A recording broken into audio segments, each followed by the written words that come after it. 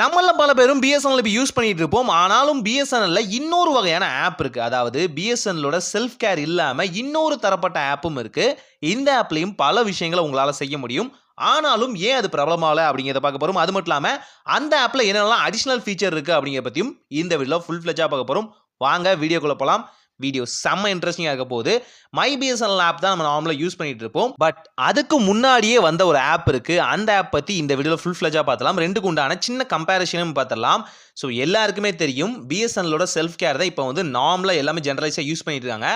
ஆனாலும் அதோட brother app ஒன்று இருக்கு. நியர்லி பார்த்தீங்கன்னா எல்டர் பிரதர். எஸ், அந்த அளவுக்கு ஒரு சூப்பரான ஆப் தான் மை பிஎஸ்என்எல் ஆப். இந்த மை பிஎஸ்என்எல் ஆப் பார்த்தீங்கன்னா முடிஞ்ச அளவுக்கு பிஎஸ்என்எலோட வாடிக்கையாளர்கள் யூஸ் பண்ணுறாங்களோ இல்லையோ பிஎஸ்என்எலோட ஊழியர்கள் அதிகமாக யூஸ் பண்ணிட்டு இருப்பாங்க.